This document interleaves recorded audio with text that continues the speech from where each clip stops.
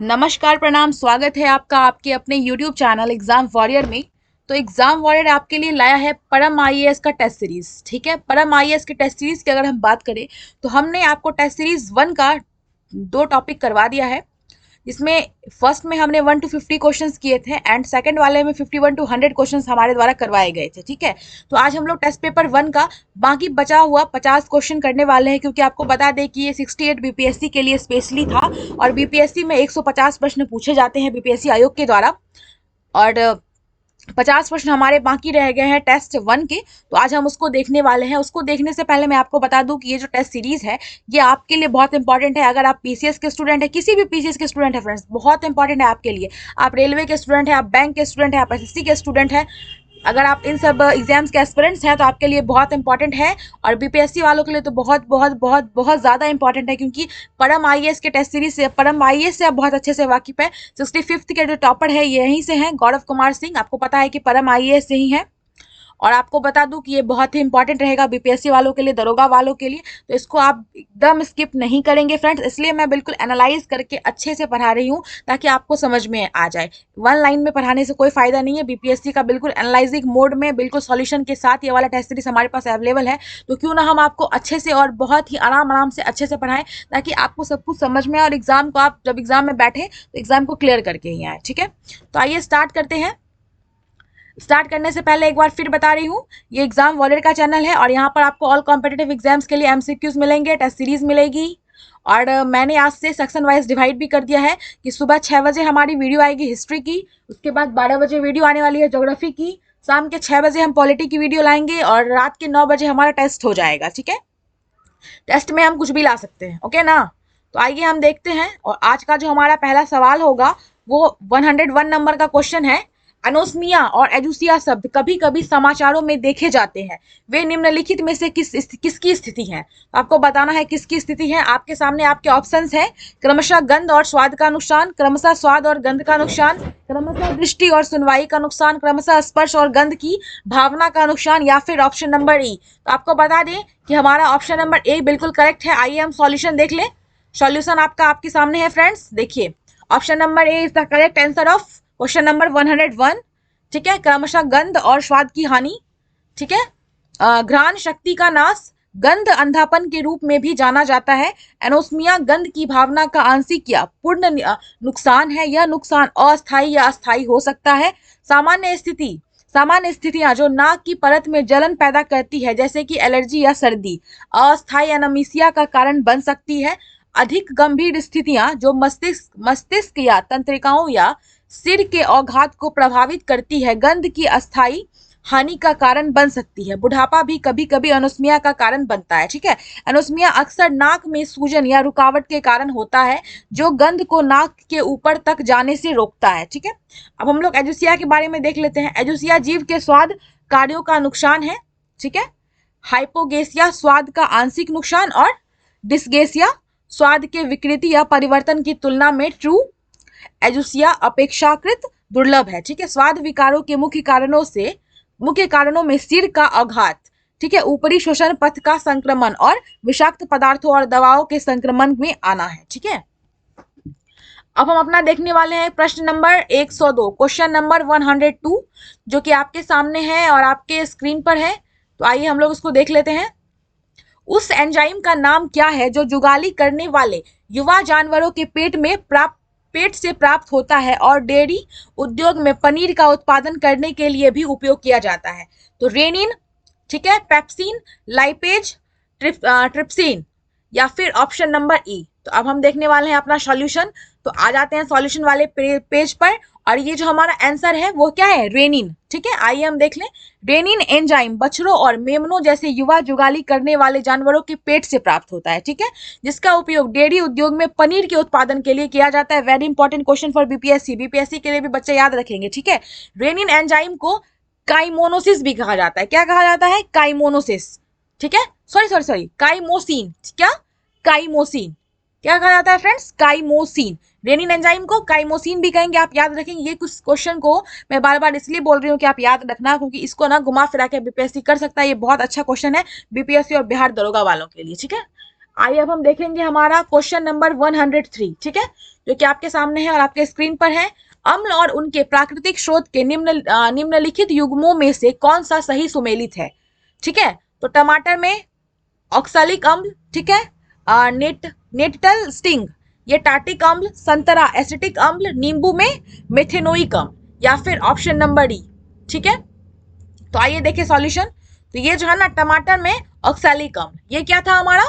Correct था, टमाटर में ऑक्सैलिक अम्ल, ठीक है, सही सुमेलित है, बाकी सारा हमारा गलत है। ठीक है, निषेचन के बाद मानव भ्रूण में हृदय की धड़कन कब शुरू हो जाती है?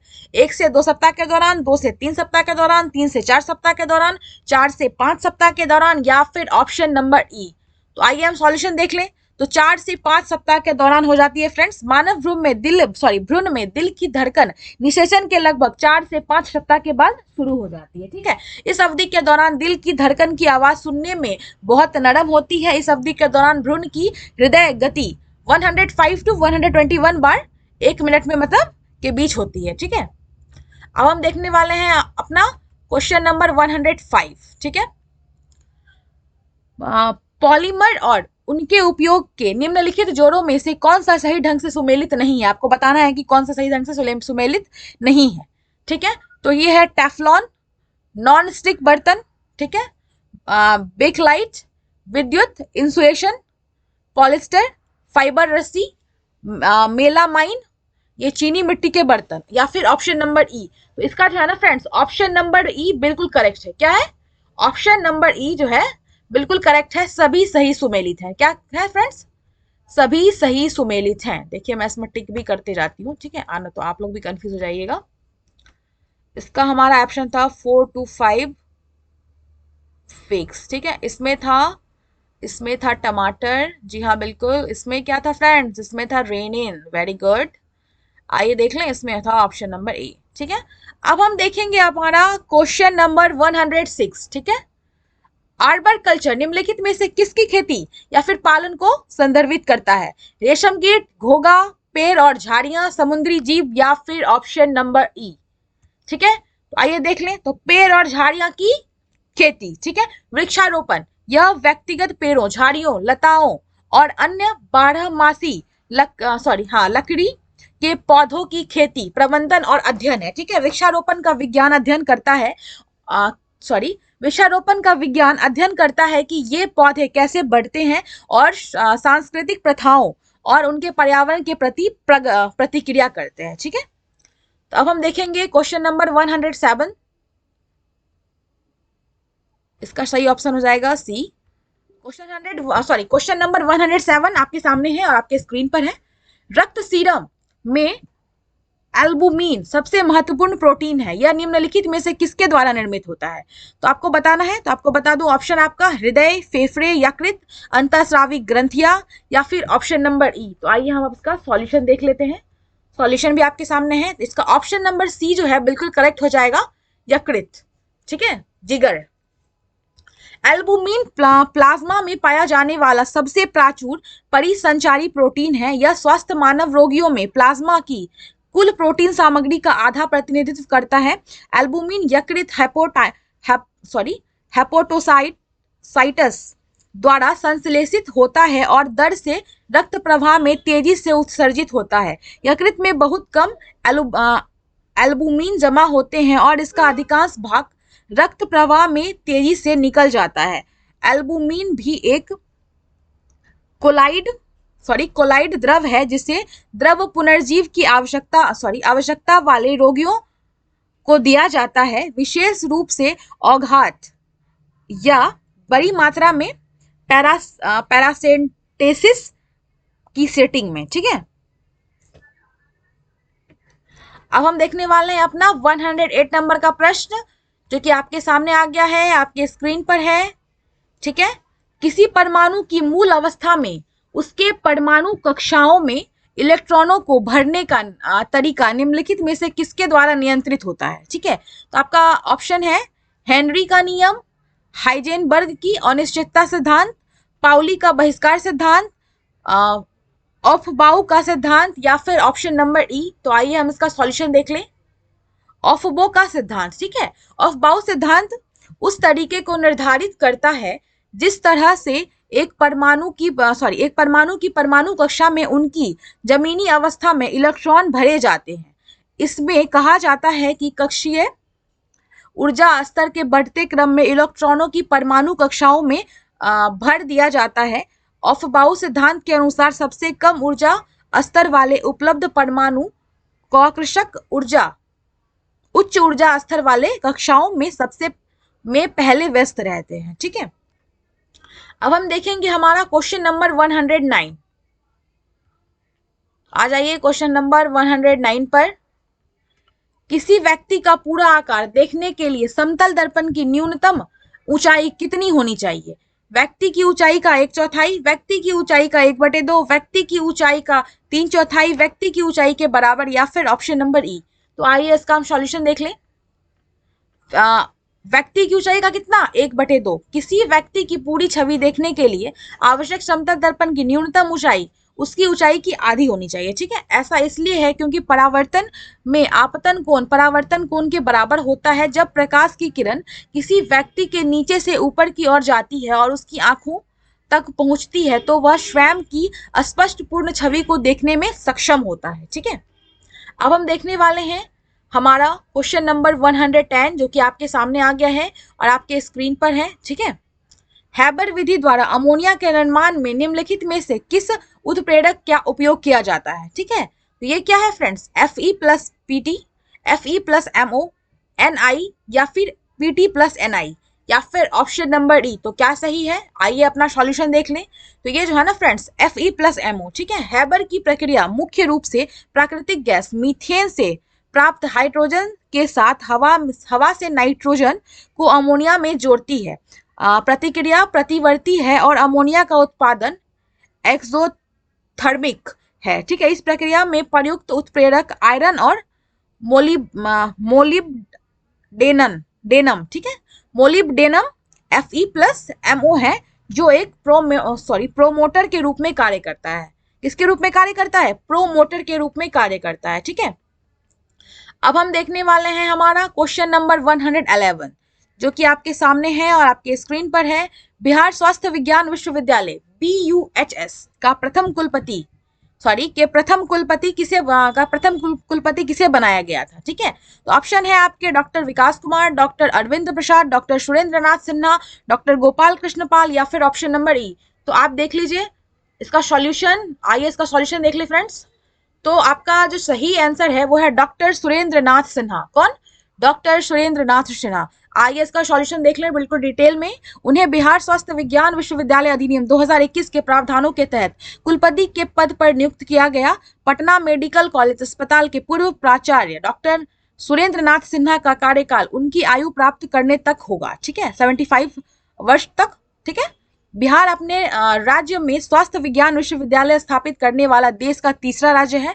इससे पहले यह विश्वविद्यालय गुजरात और हरियाणा में स्थापित किया जा चुका है। आप याद रखेंगे ये तीसरा राज्य है ऐसा, और इससे पहले कहाँ? गुजरात और हरियाणा में इसकी स्थापना हो चुकी है। चिकित्सा पद्धति से संबंधित सभी पाठ्यक्रम विश्वविद्यालय के दायरे में आएंगे।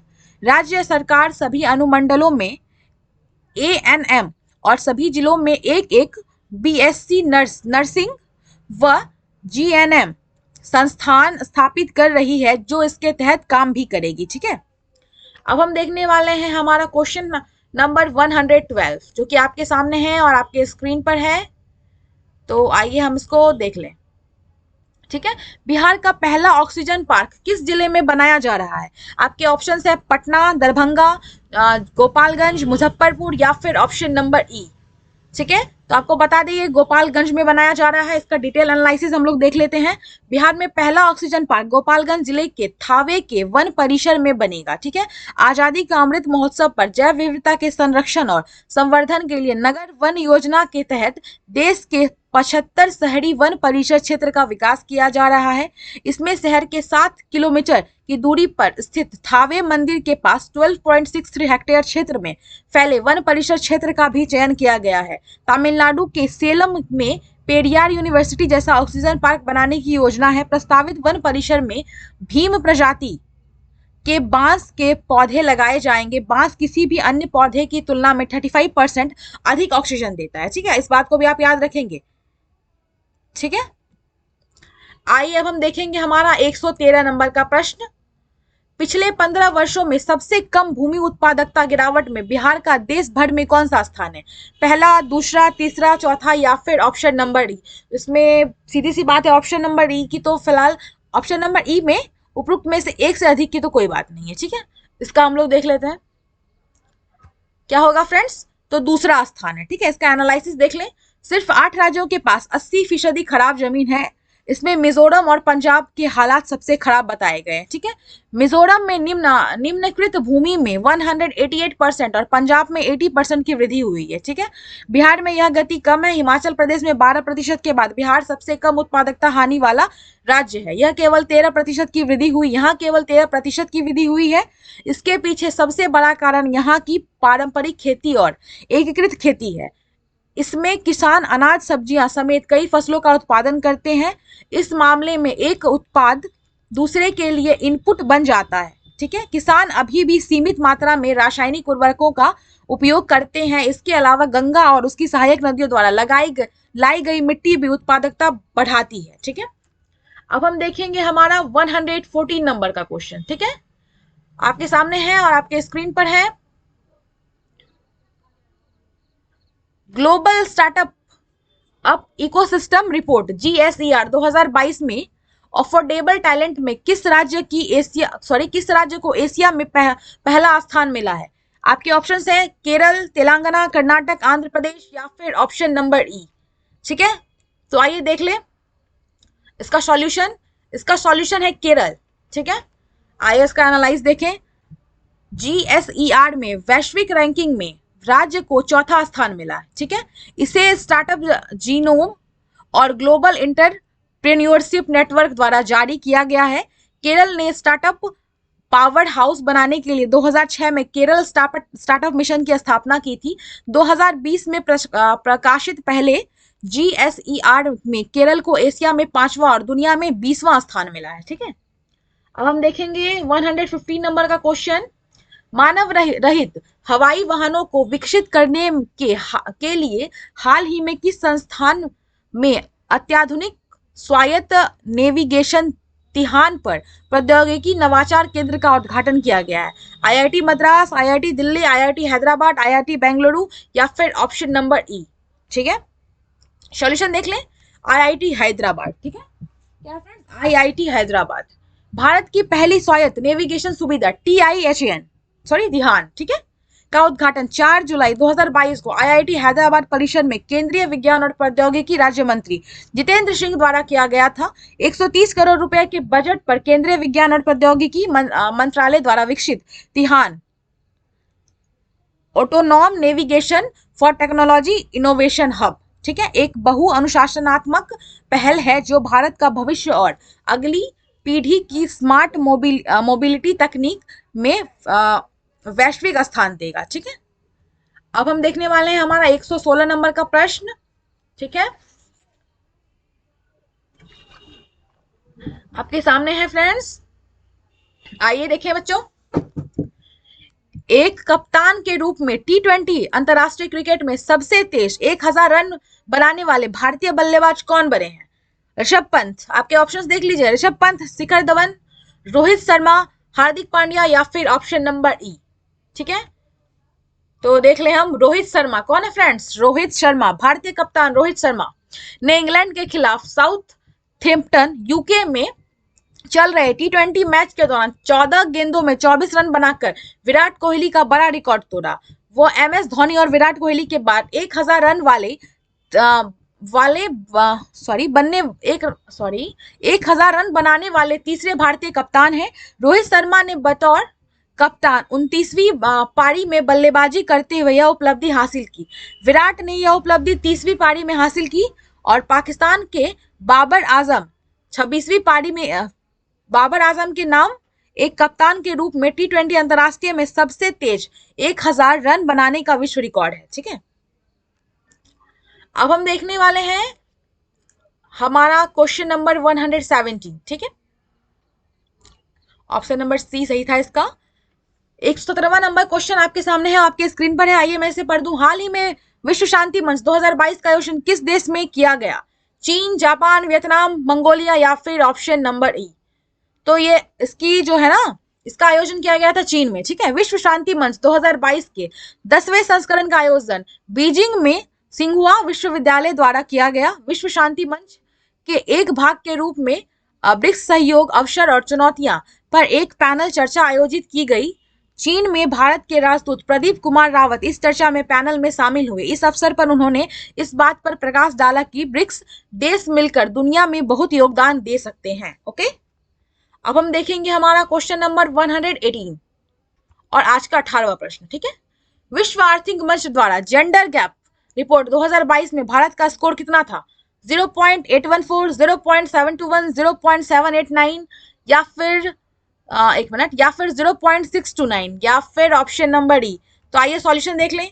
तो सॉल्यूशन है 0.629। क्या है फ्रेंड्स? 0.629। आप दोबारा बोलेंगे मेरे साथ।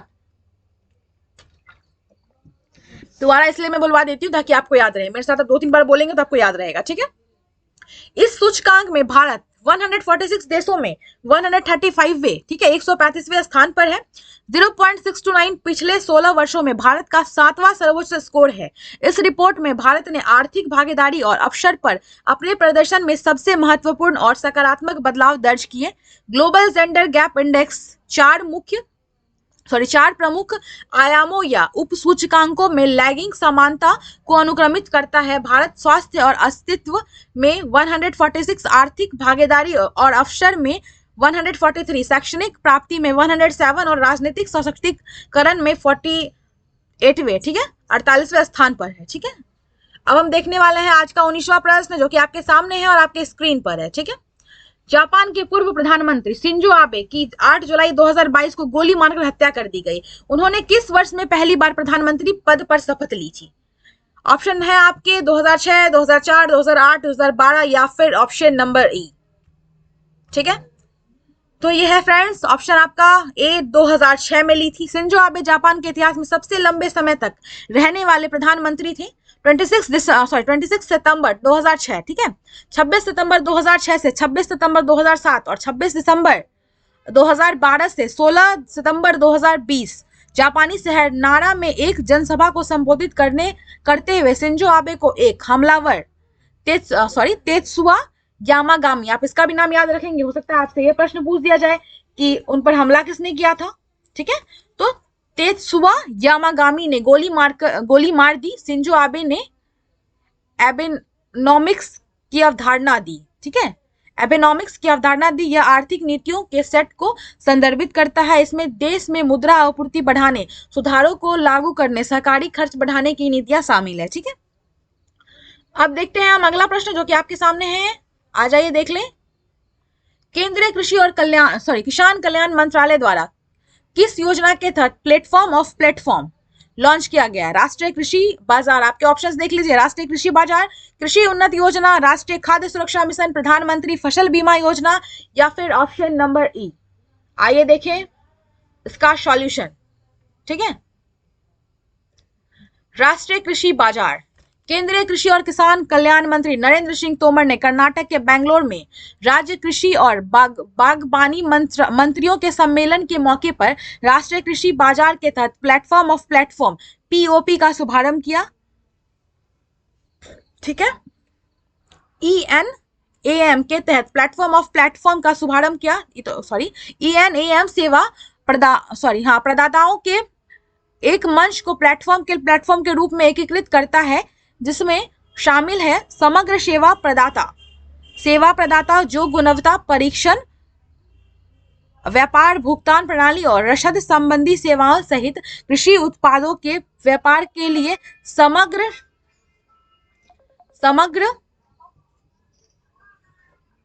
एक मिनट फ्रेंड्स, समग्र सेवाएं प्रदान करते हैं, ठीक है। समग्र सेवाएं प्रदान करते हैं।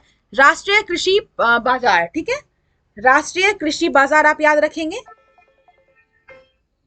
राष्ट्रीय कृषि बाजार आप याद रखेंगे। एक सेकंड रुकेंगे फ्रेंड्स, थोड़ा सा, बस एक मिनट थोड़ा सा।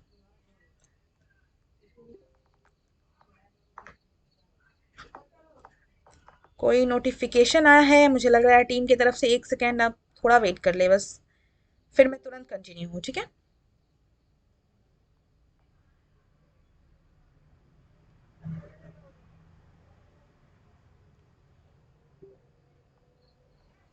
चलिए कंटिन्यू है। कल से आपको सुबह के 6 बजे, फिर 12 बजे, फिर 6 बजे, फिर 9 बजे, ये 4 टाइम वीडियो मिलने वाला है। बिल्कुल यही नोटिफिकेशन है आपके पास, सॉरी मेरे पास, आप सबके लिए गुड न्यूज़ है, क्योंकि बीपीएससी अब ज़्यादा दूर है नहीं, इसलिए आप लोगों को कस के पढ़ना है और हमें कस के आपको लोगों को प्रैक्टिस सेट प्रोवाइड कराना है।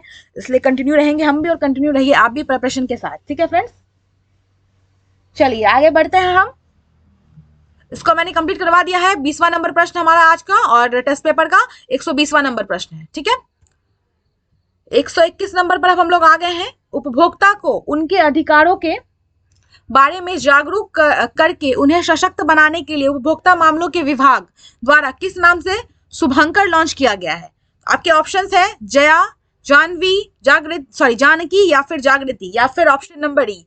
तो आपको बता दें ये है फ्रेंड्स, क्या ये है, एक मिनट, हाँ जागृति। क्या है फ्रेंड्स? जागृति। इसका भी सॉल्यूशन है, डिटेल्ड है, बिल्कुल हम पढ़ लेते हैं। यह विभिन्न सरकारी पहलों के बारे में उपभोक्ताओं के बीच जागरूकता बढ़ाने में मदद करेगा, जैसे उपभोक्ता संरक्षण अधिनियम 2019 के प्रावधान। इस विभिन्न मीडिया अभियानों में टैगलाइन जागो ग्राहक जागो के साथ प्रदर्शित किया जाएगा, ताकि डिजिटल और मल्टीमीडिया चैनलों की उपस्थिति बढ़ाई जा सके, ठीक है। ये क्या एक अभियान है। क्वेश्चन नंबर 122, हाल ही में सुर्खियों में रहा प्रसिद्ध तीर्थ मंदिर स्थल अंबाजी किस राज्य में स्थित है? असम, गुजरात, राजस्थान, मध्य प्रदेश या फिर ऑप्शन नंबर ई, ठीक है। तो ये है फ्रेंड्स गुजरात। क्या है? गुजरात। हाल ही में आर्थिक मामलों की कैबिनेट कमेटी ने तिरंगा हिल, ठीक है, अंबाजी अबू रोड नई रेल लाइन के निर्माण को मंजूरी दी थी। नई रेल लाइन की कुल लंबाई 116.65 किलोमीटर होगी। यह परियोजना वर्ष 2026-27 तक पूरी हो जाएगी। परियोजना निर्माण के दौरान लगभग 40 लाख मानव दिवसों के लिए प्रत्यक्ष रोजगार पैदा करेगी। यह मार्ग राजस्थान के सिरोही जिले और गुजरात के बनासकांठा और मेहसाना जिलों से होकर गुजरेगा। यह परियोजना मौजूदा Ahmedabad Abu road railway line के लिए एक वैकल्पिक मार्ग भी प्रदान करेगा, ठीक है। हो गया। अब हम देखने वाले हैं अपना 123 नंबर का प्रश्न, जो कि आपके सामने है और आपके स्क्रीन पर है।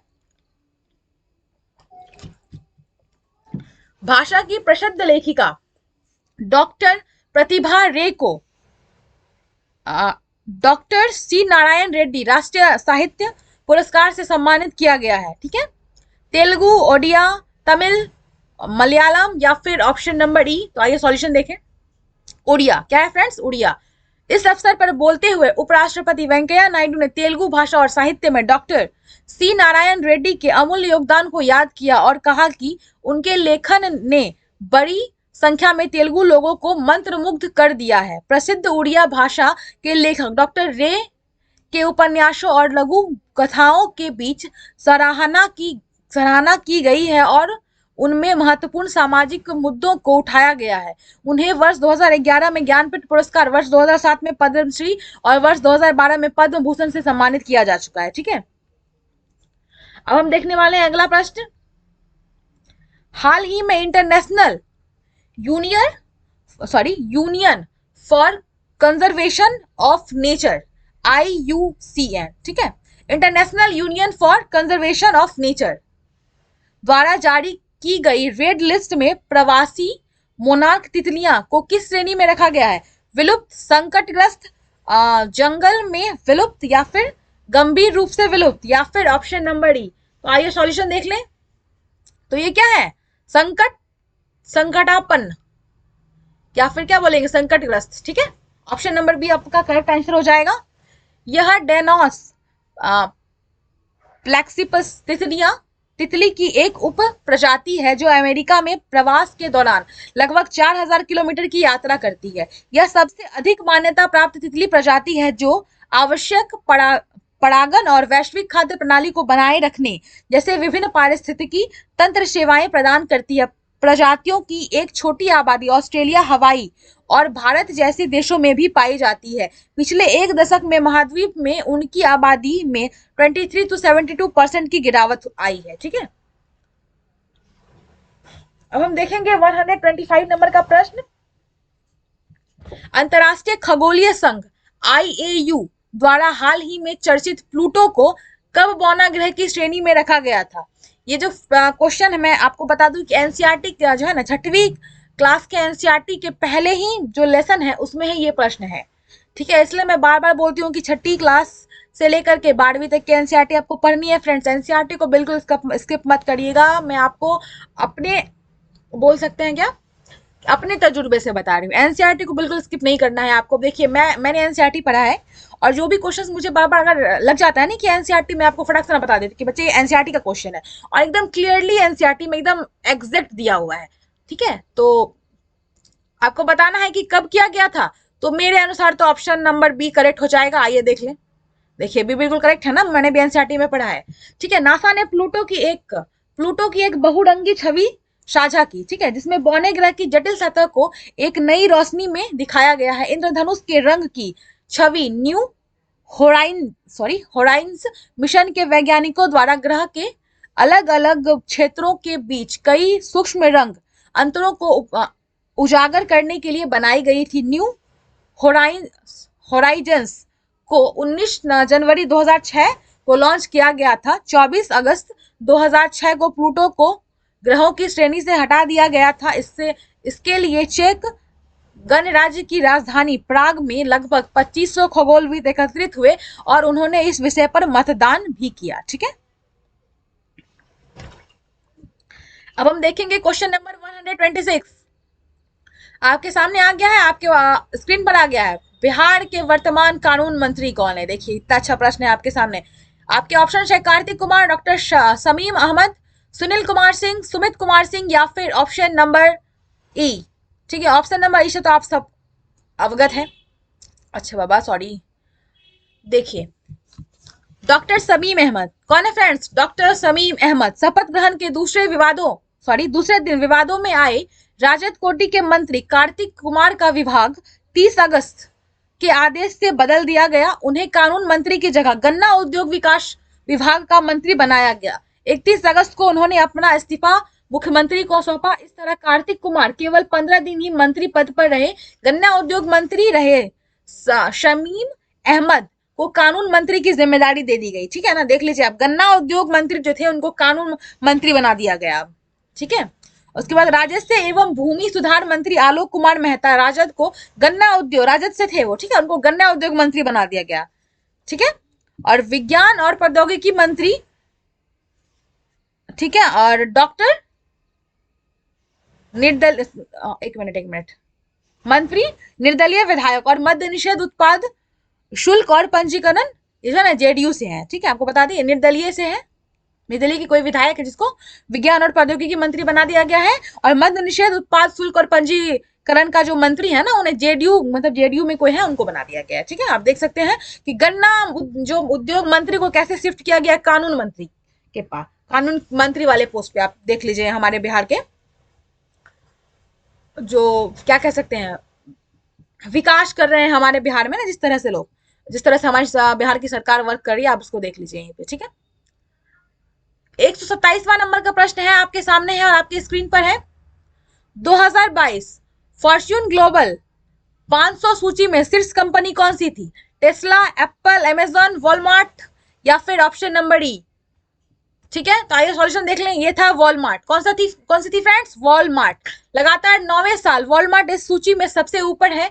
2022 फॉर्च्यून ग्लोबल 500 सूची में शीर्ष 10 कंपनियों में शामिल है। ठीक है, वॉलमार्ट यूएसए, अमेजन भी यूएसए की है, स्टेट ग्रिड चीन की है, चीन राष्ट्रीय पेट्रोलियम ये भी चीन की है, आपको पता है, सिनोपेक चीन की है, सऊदी अरामुको सऊदी अरब, एप्पल यूएसए, एप्पल जो है यूएसए की कंपनी है, वॉक्सवैगन ये जर्मनी की है, चाइना स्टेट कंस्ट्रक्शन इंजीनियरिंग ये भी चीन की है, और एक और है सीवीएस हेल्थ ये यूएसए की है। ठीक है, आज का 28वां प्रश्न और आपके टेस्ट सीरीज का 128वां प्रश्न आपके सामने आ गया है। विश्व का सबसे बड़ा तैरने वाला सौर ऊर्जा संयंत्र किस नदी पर बने ओंकारेश्वर बांध पर बनाने की घोषणा की गई है? तो ये नर्मदा नदी है, कृष्णा नदी है, कावेरी नदी है, गोदावरी नदी है, या फिर ऑप्शन नंबर ई है।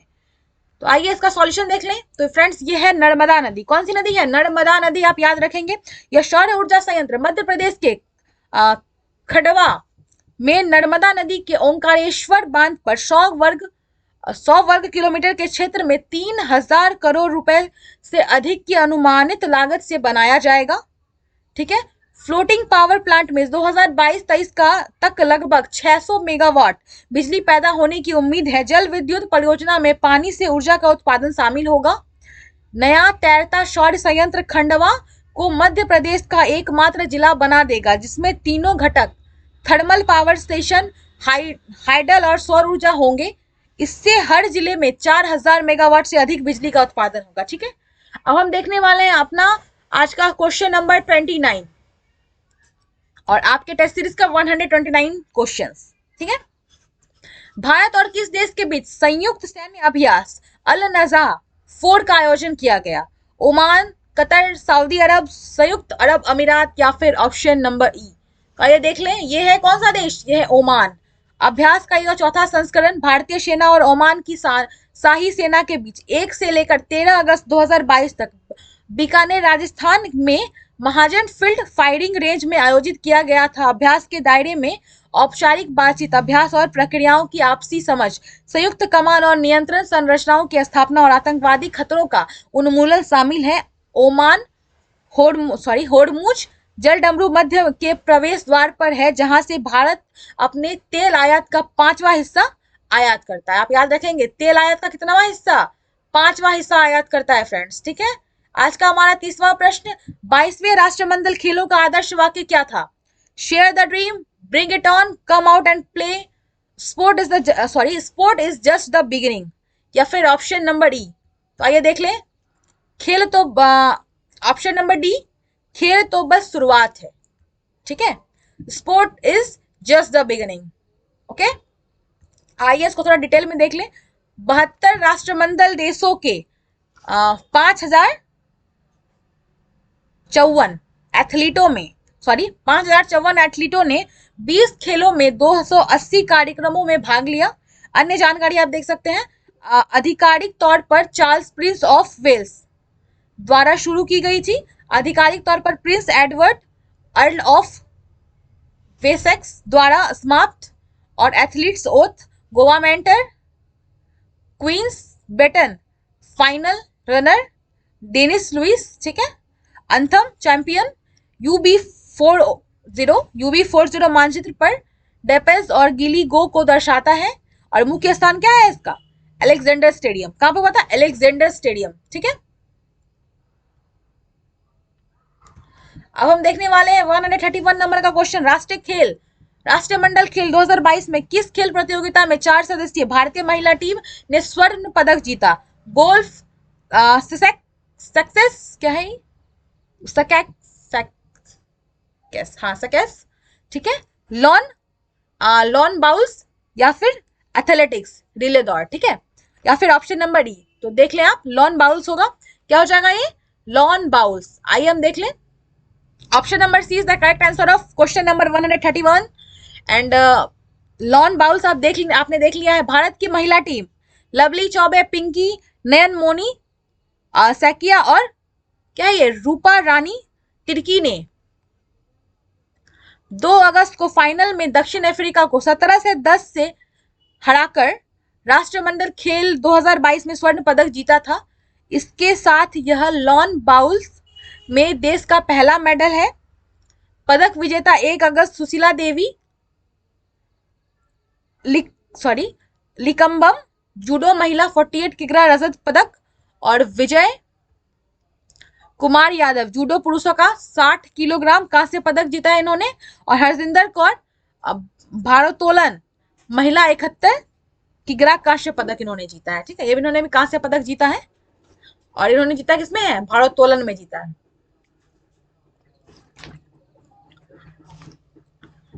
बत्तीसवां नंबर प्रश्न देखने वाले हैं हम आज का और हमारे टेस्ट सीरीज का 132वां प्रश्न।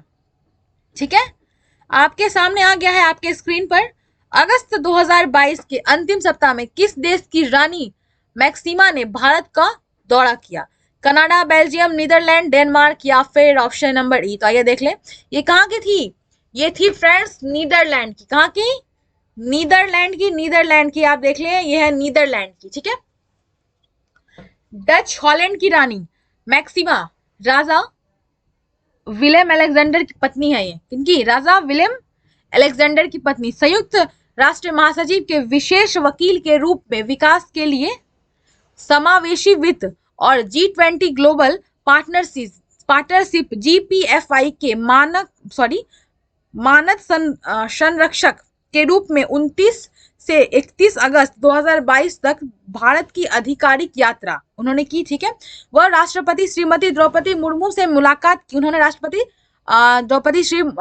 श्रीमती द्रौपदी मुर्मू से उनकी मुलाकात हुई। बैठक के दौरान भारत के पूर्व राष्ट्रपति रामनाथ कोविंद की अप्रैल 2022 में नीदरलैंड की राजकीय यात्रा को याद किया। भारत के दौरान शुरू की गई पानी पर राजनीतिक साझेदारी अप्रैल 2021 में नीदरलैंड वर्चुअल शिखर सम्मेलन और द्विपक्षीय संबंधों के कई अन्य आयामों में हाल ही के वर्षों में और मजबूती दिखाई गई है, ठीक है। अब हम देखने वाले हैं हमारा क्वेश्चन नंबर 133 आपके सामने आ गया है आपके स्क्रीन पर। एशिया के सबसे बड़े निजी अस्पताल का उद्घाटन प्रधानमंत्री नरेंद्र मोदी ने किस शहर में किया? बेंगलुरु, गुरुग्राम, फरीदाबाद, अहमदाबाद या फिर ऑप्शन नंबर ई। आइए सॉल्यूशन देख ले फटाफट से। तो ये फरीदाबाद में किया है, ठीक है। माता अमृतानंदमयी मिशन ट्रस्ट द्वारा सेक्टर 88 फरीदाबाद हरियाणा में है, फरीदाबाद, ठीक है, में संचालित इस सुपर स्पेशलिटी अमृता हॉस्पिटल में 2600 बेड की व्यवस्था होगी। इस अस्पताल को लगभग 6,000 करोड़ रुपए की अनुमानित लागत से बनाया गया है। इससे फरीदाबाद और राष्ट्रीय राजधानी क्षेत्र के लोगों को अत्याधुनिक स्वास्थ्य सुविधाएं मिलेंगी। पहले चरण में 550 बेड की सुविधा के साथ इसकी शुरुआत की गई है। यहाँ पुरातत्व, हृदय विज्ञान, तंत्रिका विज्ञान, गैस्ट्रो विज्ञान, आघात और मातृ एवं शिशु देखभाल सहित 81 विशेष चिकित्सा सुविधाएं उपलब्ध है, ठीक है। अब हम देखने वाले हैं अपना 134 नंबर का प्रश्न जो कि आपके सामने है और आपके स्क्रीन पर है। भारत में पूर्व उपराष्ट्रपति वेंकैया नायडू ने a new India selected writing 2040-19 नामक पुस्तक का विमोचन किया। किसके चुने हुए लेखकों का संकलन? अरुण जेटली, सुषमा स्वराज, जॉर्ज फर्नांडिस, अटल बिहारी वाजपेयी या फिर ऑप्शन नंबर डी। तो आपको बता दें इस क्वेश्चन का सही आंसर है अरुण जेटली। कौन है फ्रेंड्स? अरुण जेटली के पुस्तकों का विमोचन है ये, ठीक है। किस शहर में India international sea food show 2023 आयोजित करने की घोषणा की गई है? तो ये आपके ऑप्शंस आपके सामने है आपके स्क्रीन पर। गोवा, मुंबई, चेन्नई, कोलकाता या फिर ऑप्शन नंबर डी। तो आइए सॉल्यूशन देख लें। ये है फ्रेंड्स कोलकाता। क्या है? कोलकाता, ठीक है। Seafood exporters association of India SEAI के सहयोग से 16 वर्षों के अंतराल के बाद बिस्वा बंगला मेला परिसर कोलकाता 15 से 17 फरवरी 2023 तक India international sea food show के 23वें संस्करण की मेजबानी करेगा, ठीक है। पिछला संस्करण आयोजित किया गया था 7 से 9 फरवरी 2020 को कोची में।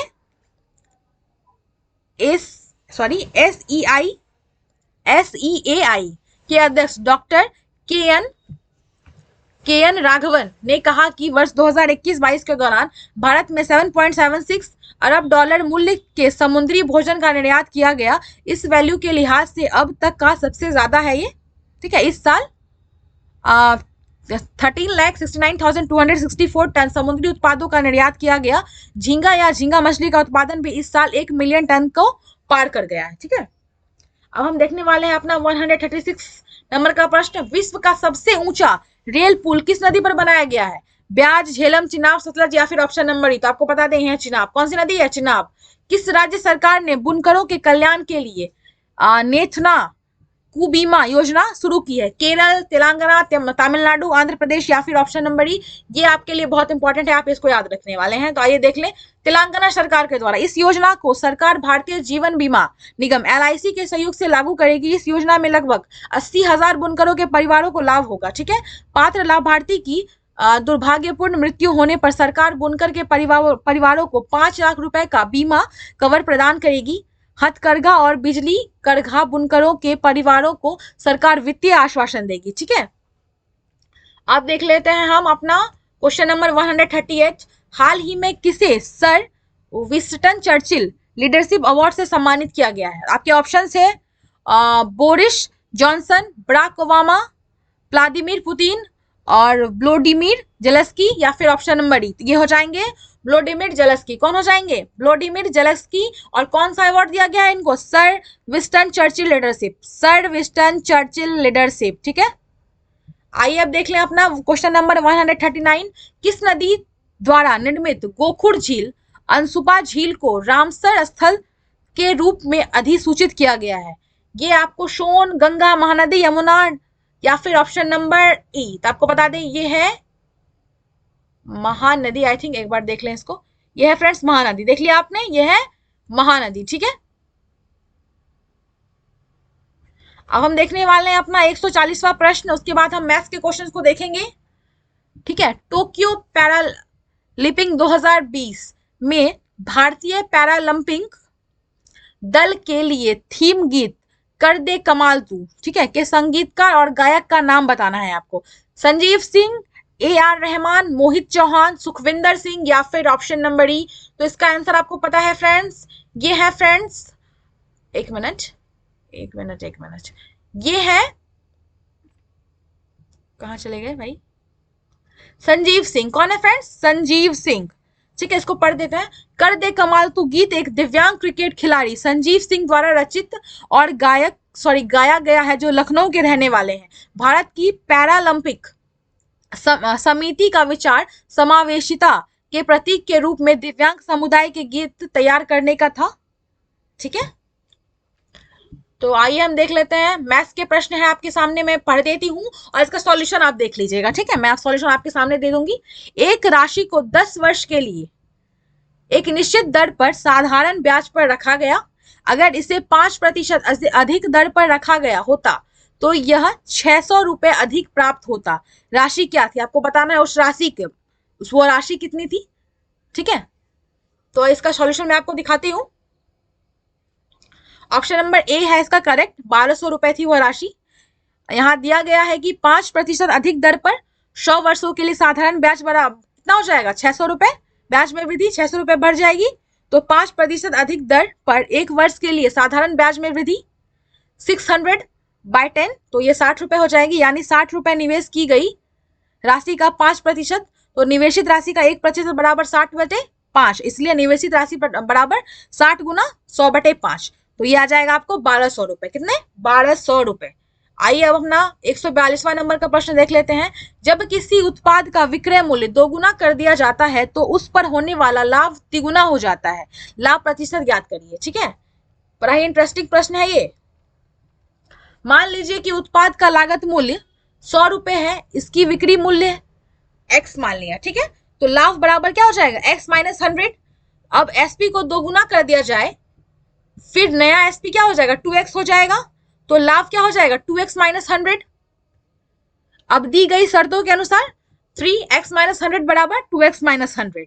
ठीक है, हल करने पर x बराबर 200 प्राप्त होता है, तो लाभ प्रतिशत बराबर 200 - 100 क्या हो जाएगा? ये 200 - 100/100, तो ये हो जाएगा फ्रेंड्स 100। कितना हो जाएगा? 100 हो जाएगा। ठीक है, इसलिए लाभ बराबर कितना हो जाएगा? 100%। 100% हो जाएगा लाभ बराबर। ठीक है, अब क्वेश्चन देख लेते हैं हम 143 का। प्रशांत का परिचय कराते हुए नीतू ने कहा उसकी पत्नी मेरे पिता की इकलौती बेटी है। ठीक है, उसकी पत्नी मेरे पिता की इकलौती बेटी है। प्रशांत नीतू से किस प्रकार संबंधित है? प्रशांत जो है नीतू से किस प्रकार संबंधित है, तो आपको बताना है। तो पति है। ठीक है, यहाँ मेरे पिता की इकलौती पुत्री मतलब स्वयं, तो प्रशांत नीतू का पति है, इसलिए विकल्प ए हमारा सही हो जाएगा। ठीक है, अब देख लेते हैं हम। पिता की आयु का पुत्र की आयु से अनुपात 3:1 है। उनकी अनुपात का गुणनफल 147 है। 5 वर्ष बाद उनकी आयु का अनुपात क्या होगा? ठीक है, तो ये मैथ्स जो एनालाइज करना है ना, ये मुझसे हो नहीं पाएगा प्रॉपर वे में, बट टेस्ट सीरीज में है और 10 ही क्वेश्चन है क्योंकि, इसलिए इसको मैं ही देख लेती हूँ फ्रेंड्स। तो एनालाइज बिल्कुल आपके सामने है। अगर आपको नहीं समझ में आ रहा तो मैं इसको प्रॉपर वे में बड़ा कर देती हूँ, आप चाहिए तो उसको आराम से देख लीजिए। ठीक है, देखिए बिल्कुल आपको सामने से दिख रहा होगा और अच्छे से दिख रहा होगा, मुझे उम्मीद है। तो आप अगर मुझसे नहीं समझ पा रहे हैं तो मैं बोलूंगी कि आप स्क्रीन पर देख के आप इसको समझ सकते हैं। ठीक है, स्क्रीन पर मैं आपको 2-3 मिनट तक इसको छोड़ देती हूँ फ्रेंड्स, आप इसको समझ लीजिए। ऑप्शन नंबर डी 3:6 करेक्ट है, और इसको आप स्वयं समझ लीजिए। मैं आग्रह कर रही हूँ आपसे, मैं जीएस को बहुत अच्छे से आपको एनालाइज कर देती हूँ। इसको मैं उतना अच्छे से नहीं बता पाऊंगी, मुझे ऐसा लगता है। और अगर आप नेक्स्ट वीडियो में कहते हैं कि मैम आगे से आप मैथ समझा दीजिए, तो मैं समझा दूंगी। फिलहाल आप इसको देख लीजिए, ठीक है। ऑप्शन नंबर डी बिल्कुल करेक्ट है। मैं शांत हो जाती हूँ, आप इसको देख ले 2 मिनट।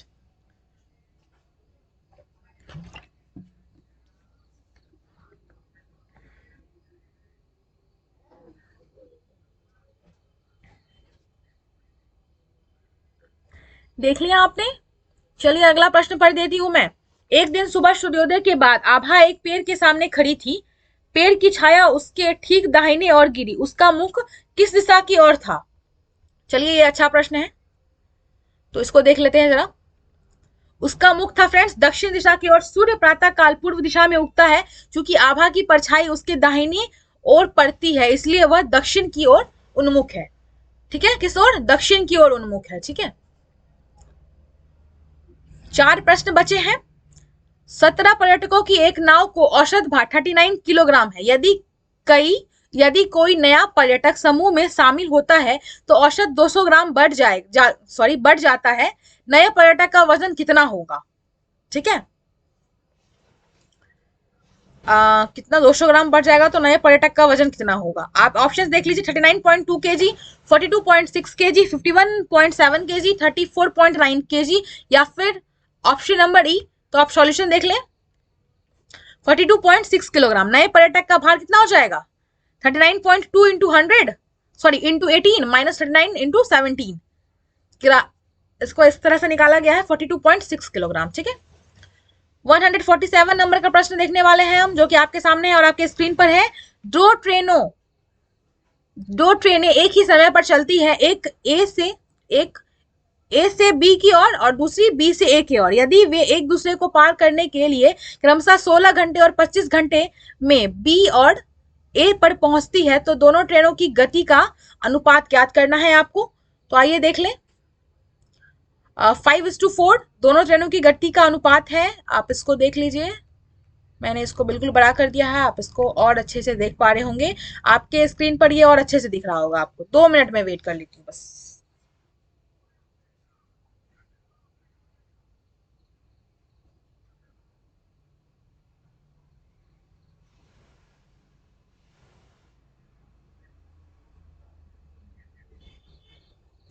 चलिए हो गया होगा, आपने देख लिया होगा। अगला प्रश्न है आपके सामने है, आपके स्क्रीन पर है। यदि दो संख्याओं का योग 55 है और इन संख्याओं का एचसीएफ और एलसीएम क्रमशः 5 और 120 है, तो संख्याओं का व्युत्क्रम का योग आपको ज्ञात करना है। तो आइए इसका सॉल्यूशन मैं दे देती हूँ आपके सामने। ठीक है, 11/120 हो जाएगा और ऑप्शन नंबर बी करेक्ट हो जाएगा। आप यहाँ पे देख सकते हैं इसका सॉल्यूशन।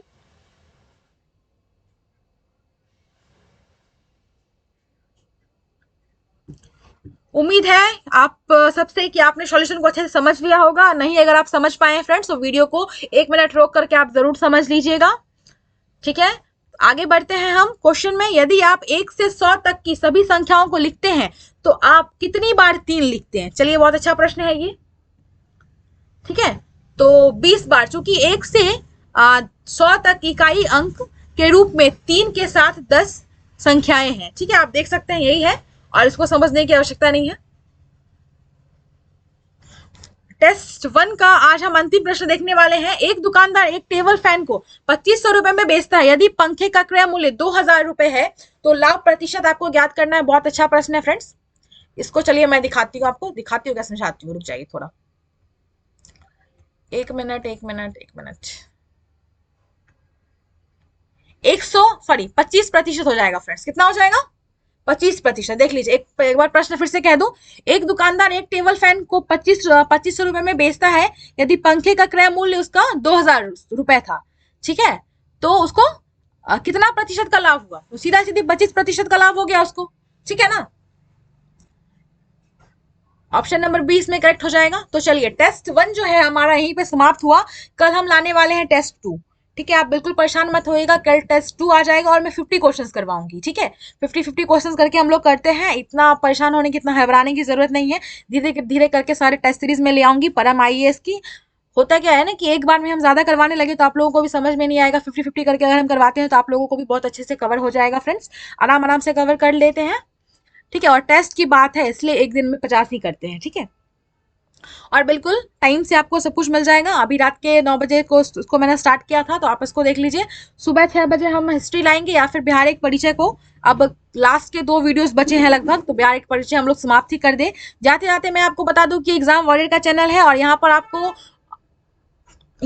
क्या क्या मिल रहा है वो तो आप देख ही रहे होंगे, लेकिन फिर से जो नए हैं हमारे चैनल पर उनके लिए मैं बता दूं कि यहाँ पर आपको टेस्ट सीरीज मिलेंगे, प्रैक्टिस सेट्स मिलेंगे। अगर आप बीपीएससी के स्टूडेंट है, बिहार दरोगा के स्टूडेंट है, बैंक, एसएससी, रेलवे, इन सब के स्टूडेंट है, तो फटाफट से हमारे चैनल को सब्सक्राइब करिए। फटाफट से जाइए चैनल पेज पर और इसको सब्सक्राइब कर दीजिए और बगल में जो बेल आइकन दिखेगा ना उसको जरूर से जरूर दबा दीजिएगा, ताकि मेरा कोई नया वीडियो आए तो आप तक फटाफट से पहुंच जाए। चलिए, एट लास्ट यही कहूंगी, जय हिंद, जय भारत, धन्यवाद, थैंक्स फॉर वॉचिंग। मिलते हैं नेक्स्ट वीडियो में। बोलिए हर हर हर महादेव। धन्यवाद।